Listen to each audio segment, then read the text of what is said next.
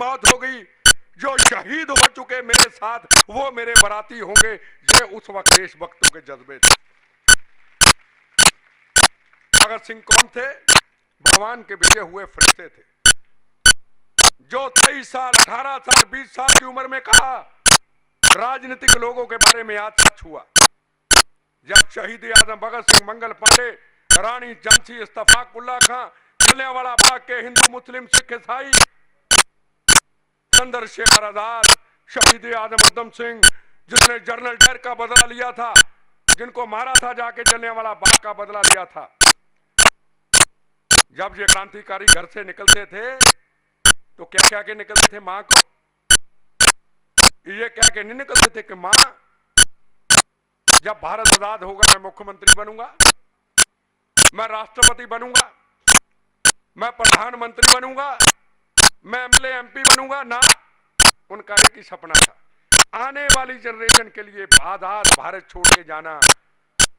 और अपनी मां को कहते निकलते थे, मां गोली सीने पे खाएंगे, भारत माता को आजाद कराएंगे। ये सपना था। आज दो नेताओं को छोड़ दीजिए, नीतीश कुमार और अपनी गुजरात के सीएम को छोड़ दीजिए, 2-4 और ढूंढ लीजिए, मेरे पास तो नाम नहीं है, पॉलिटिक्स में हूं। बाकी नेता क्या कहते? मां गोली सीने पे नहीं खाएंगे, भारत माता को राजा की तरह, घोटाले की तरह नोच नोच के खाएंगे। फिर कहते मां गोली सीने पे नहीं खाएंगे, हिंदुस्तान को आतंकवाद का गुलाम बनाएंगे। ये आज के देश की आजादी की ये नई तस्वीर है। कौन बदलेगा ये तस्वीर? आप बदलेंगे ये तस्वीर। अच्छी शिक्षा करनी है, अच्छी सोच लानी है, और ये नहीं समझना कि मैं बड़ा होके ये बनूंगा, मैं धन कमाऊंगा, मैं फलानी नौकरी करूंगा। नहीं, जब ये सोच लोगे मैं बड़ा होके अब्दुल कलाम बनूंगा, मैं बड़ा होके डॉक्टर साहब बनूंगा, मैं बड़ा होके राव साहब बनूंगा, मैं बड़ा होके स्वामी धर्म बंधु जी बनूंगा, तो मैं आपको हकीकत बता दूं, ये भारत को कभी खतरा नहीं होगा किसी आतंकवाद से। ये भारत आगे बढ़ता जाएगा। अगर ये मैं सोचूंगा कि मैं लालू प्रसाद यादव बनूंगा, देखो आप हंस पड़े, मैंने तो कहा नहीं। मैं मायावती बनूंगी, मैं राजा बनूंगा, देखो कितना धन कमा लिया, करोड़ों अरबों रुपए एक ही झटके में कमा लिए। मंत्री जी ने मेहनत करने की जरूरत नहीं। राव साहब और डॉक्टर साहब लगे रहे, देश की सेवा में लगे रहे। वो गुरु नानक देव जी ने कहा था, एक तरफ दूध एक तरफ लहू। इन्होंने दूध पिया, उन्होंने लहू पिया। लोगों का इस भारत माता का इतना फर्क, हम ये बनेंगे, हम वो नहीं बनेंगे, ये सोचना पड़ेगा। नेता बनेंगे, कौन से नेता बनेंगे? वो नीतीश कुमार जिसने 25 साल का आतंकवाद बिहार के अंदर ठीक करके आज डेवलपमेंट, तरक्की के रास्ते पे चले गए, नेता बनेंगे? ऐसे कितने नेताओं का नाम ले लूं, मेरे पास नाम नहीं। लाल बहादुर शास्त्री कौन थे? जब वो पढ़ने जाते थे आपकी तरह एक बड़ा दरिया पार करके जाते थे, जो बस्ता होता था किताबों का उसको सिर पे बांध के जाते थे। बड़े गरीब परिवार से थे। कहां बने? हिंदुस्तान के प्रधानमंत्री। सरकारें याद करें ना करें, नेता याद करें ना करें, इतिहास उनको याद करता है। आने वाला इतिहास भी याद करेगा लाल बहादुर शास्त्री को, जिन्होंने नारा दिया था। क्या नारा दिया था? जय जवान जय किसान। और हिंदुस्तान की जनता को कहा था, देश के ऊपर मुसीबत है, जंग हो रही है, एक दिन खाना नहीं खाएंगे। एक दिन नहीं, मेरी बहनों ने, भाइयों ने, माताओं ने 2-2 दिन खाना नहीं खाया। कि अभी भी लाल बहादुर शास्त्री जी नहीं रहे, अभी भी अमल करते हैं। वो था लाल बहादुर शास्त्री। भूल जाए नेता, इतिहास कभी उनको नहीं भूलेगा।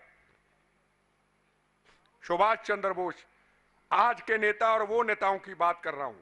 आज नाम लिखा जाता है नेता, उसके आगे क्या लिखा जाता है? राजा चोर, राजा घोटालेबाज। और वो थे नेताजी सुभाष चंद्र बोस, जिन्होंने बंगाल, अफगानिस्तान, जर्मनी, कहां कहां जाके इस भारत को आजाद कराने के लिए संघर्ष किया।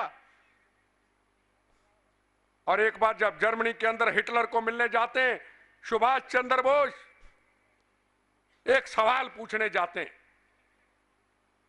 हिटलर मिलने से मना कर देता है। बड़ी मुश्किल से 5 मिनट का वक्त मिलता है। एक ही सवाल पूछते हैं हिटलर को, आप हमें इंडियन डॉग क्यों कहते हैं? कहते इंडियन डॉग ना हिंदुस्तानियों को कहें, क्या ना कहें, जहां इतना बड़ा भारत, एक छोटा सा मुल्क आके उसके ऊपर कब्जा कर ले। कोई कहता मैं हिंदू हूं, मुसलमान हूं, सिख हूं, ईसाई हूं, कोई ये कहने को तैयार नहीं होता कि गर्व से कहो मैं भारतीय हूं।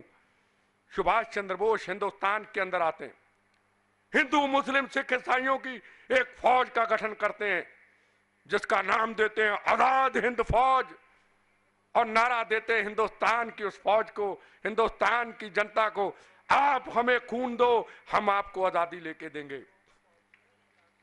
और आज हम आपको ये कहना चाहते हैं, बच्चों, आज आप हमें साथ दो।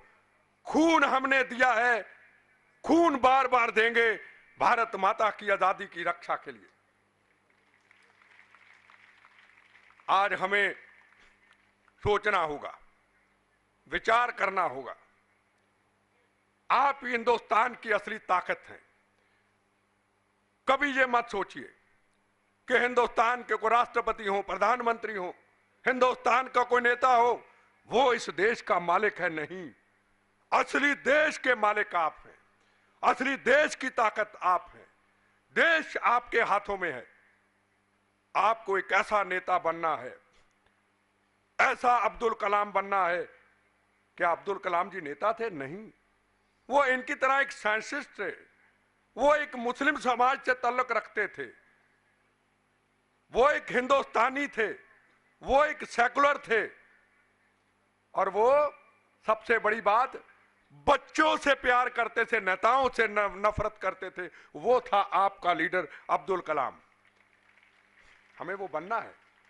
राष्ट्रपति भवन गए, जब हट गए, अपना बैग उठाया और अपने मिशन, अपने काम में लग गए, जिस तरीके से आज राव साहब और डॉक्टर साहब लगे हुए हैं।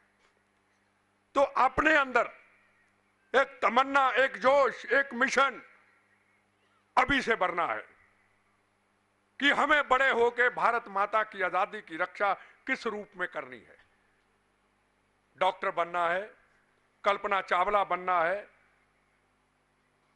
आज अन्ना हजारे के बारे में रोज चर्चा होती। अन्ना हजारे के साथ दुनिया क्यों चल पड़ी? स्वामी रामदेव के साथ दुनिया क्यों नहीं चली? मैं आपको सवालों के जवाब देना चाहता हूं। अन्ना हजारे जी को स्वामी रामदेव जी लेके आए थे। स्वामी रामदेव जी के साथ लाखों की भीड़ थी। अन्ना हजारे जी के साथ 15 लोग थे। जब स्वामी रामदेव जी ने आंदोलन शुरू किया तो 2 लाख की भीड़ थी। जब अन्ना हजारे जी ने आंदोलन शुरू किया तो 15 लोग थे।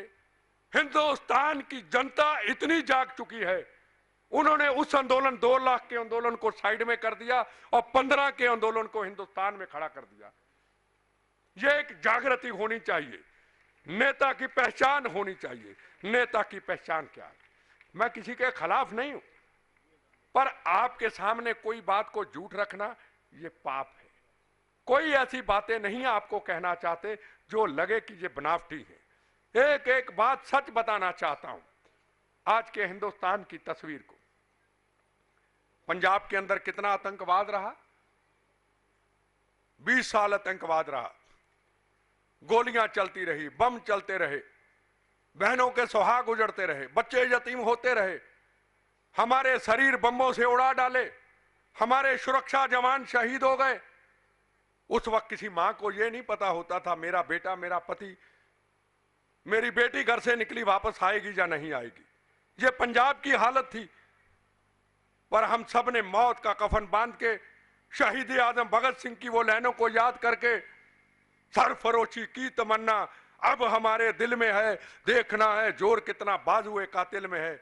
वो करते करते लड़ाई लड़ते रहे और वो नारे देते रहे जो शहीद आजम भगत सिंह चंद्रशेखर आजाद देते थे। भारत मां के 4 सिपाही, हिंदू मुस्लिम सिख ईसाई, भारत एक धर्म अनेक, राष्ट्र सेवा से बड़ा कोई धर्म नहीं। हमें कामयाबी ली। जो शिक्षा आप ले रहे वही शिक्षा हमने ली। आपको देख के मुझे बचपन की एक बात याद आती है। मैं राजनीति में क्यों आया? आज तो राजनीति लूटने का धंधा है, मिशन है लूटो, भारत है लूटो, जितना लूट सकते लूटो और लूट के विदेशों में ले जाओ। कौन पूछने वाला है? सीबीआई इनके घर की, सेंट्रल इंटेलिजेंस एजेंसी इनके घर की, सब कुछ इनके घर का। जो आया लूटो। ये भारत मां को जैसे अंग्रेजों ने लूटा था, पर अंग्रेज एक बार लूट के चले गए, हमें दे भी बड़ा कुछ गए। वो हिंदू मुस्लिम सिख ईसाइयों को एक कर गए आंदोलन के जरिए। राष्ट्रपति भवन, तार सेवा, रेल सेवा, कई कुछ दे गए अंग्रेज।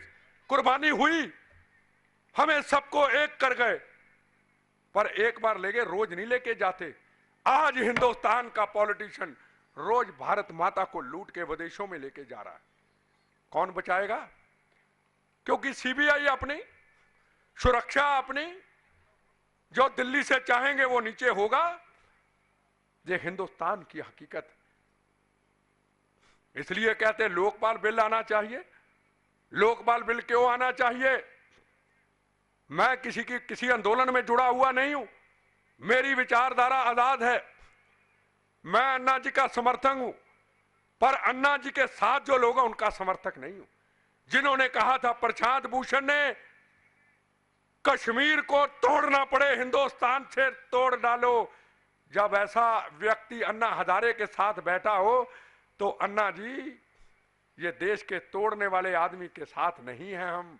वो कश्मीर जिसके लिए हमारे हजारों सुरक्षा जवानों ने कुर्बानी दे डाली, हजारों बहनों के सुहागों को उजाड़ दिया, उस कश्मीर की धरती की रक्षा करते हुए